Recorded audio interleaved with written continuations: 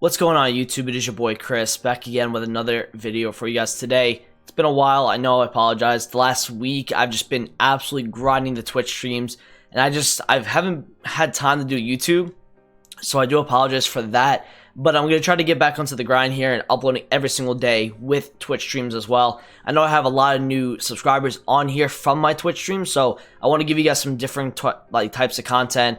Obviously, we're going to do market watches, we're going to do different tutorial videos, and then also we're gonna do some gameplay on the side.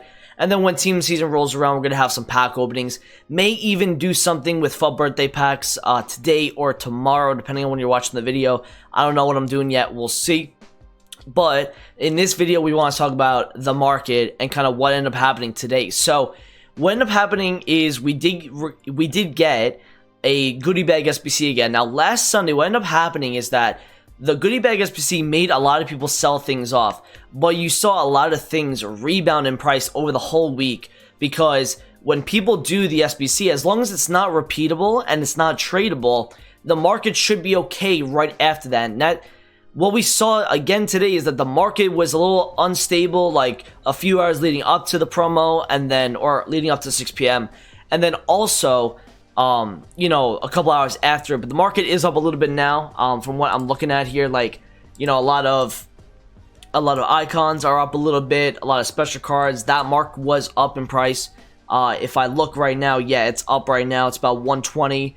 It did peak though at 121 earlier this morning, which is actually, it makes sense why this is at 120, because there's less buying power late at night. Cards get a little bit more rare, so it's interesting to see where the market is at this point, but the market is obviously up. And if you look at the icon market, it says it's down like 40 points, which is not bad though, because if you look at it, these icons barely haven't moved. They've literally went, from 61.44 all the way to 60.3, which is not bad. Then it went up again to 60.9. So it looks like icons and everything is pretty stable at that point.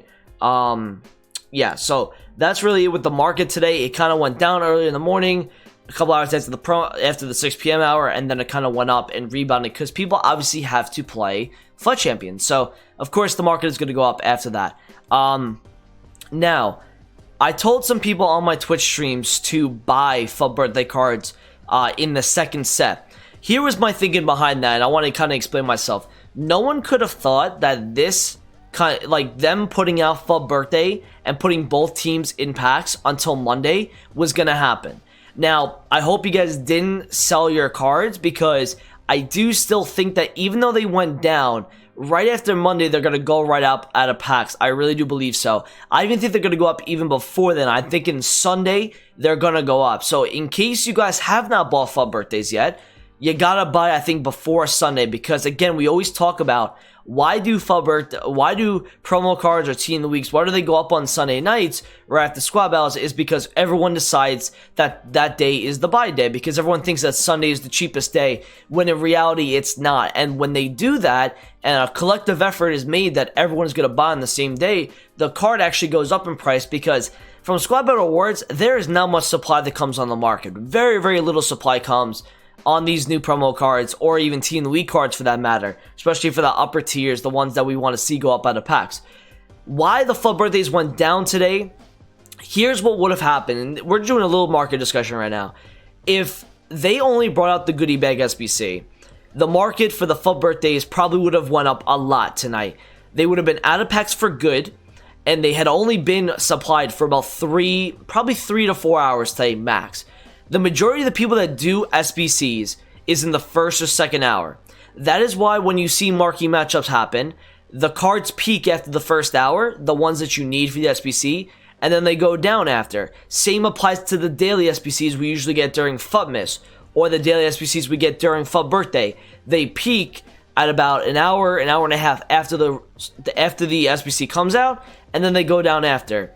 What did we see today from the goodie bag SBC? Fodders went up a lot, but now they're back down again. So let me show you a few cards that have kind of just went right back down. So I'm gonna look at let me see.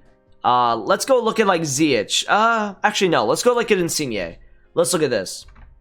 Let me show you guys right now what happened here. So he's 32.5 right now. But if you look at where he has been the last 2 days, right? So I'm gonna show you Thursday. He was about 27K, went all the way down to about 24 on Thursday night. Yesterday, look at this huge skyrocket, right? 34.2. Watch what happens after 1600, which is about 6 p.m. UK, I believe. Watch what happens. Goes right up to 38. It's about 2 hours after, an hour and a half, 2 hours after. Now he's back down again. The reason why for that is because demand lessens for those SBCs once everyone does them. So when it comes to the conversation about FUB birthday cards, they would have went up because once everyone does those SBCs and then the market kind of fixes itself up again, those cards were going to get bought back into people's teams. So that market would have still went up. So that's why I hope you guys didn't actually like sell your cards, because yes, FUB birthday 2 cards did go down a little bit. Some of them actually went down a decent amount. Like Lamar went from like 125 to 108. You know, Teo Hernandez went from like, I think he was like as low as like 385 at a point today. He's now back to about 400 though. Let me see where this guy actually went on the graph. He went from 428 all the way down to about 408. And now he's down at like 395, 400. So in my opinion, these cards are going to just continue to rise. I think even tomorrow they could rise a little bit based on at 6 p.m. if we get a supply SBC, which I don't think we will, because the FUT 20 player SBC came out today. It gave out an 86 plus, so I don't see them really going lower tomorrow unless the supply from people selling off their squads is bigger than the amount of demand that they actually have, and I just doubt that. I just think that those cards probably are going to be lowest today or tomorrow. Tomorrow being Saturday, I don't expect Sunday to be the cheapest day. So I would say if you guys are looking to buy any FUT birthdays for your team, or if you're looking for any FUT birthdays to invest in, definitely take a look before Sunday night, in my opinion. Tomorrow's video, I will try to get out a little bit earlier. I'll talk to you guys about specific prices to buy these cards, because I don't buy that these cards have had that much supply. This is just giving them an opportunity to allow us to pack them through 80 plus upgrades. And the supply that we get from like the other SPCs, not many people, I mean, if you look at the store, there wasn't lightning rounds today from what my chat had told me on Twitch. There was only about promo packs and limited quantity. So if that's the case, people aren't actually opening these up that much. They rarely do. So there's not much supply from these cards coming onto the market. The reason why they went down a lot today is because people panic sold a little bit, and now I think some of them are up a little bit, and they're going to continue to go up, I think, out of packs. So you guys should be okay. As long as you held on, I think you should still make a good amount of profit. You should still hold for a long time. I always like to tell people that out-of-pack investments, you gotta hold for a while if you really want to make a good amount of coins. So if you look at this Haterbor card, I want to show you his graph, and I want to show you something similar that could happen to another FUT birthday card. So you see what happened to this card. This card was in packs all the way from Friday the 21st, and then it went down, I think, March 9th.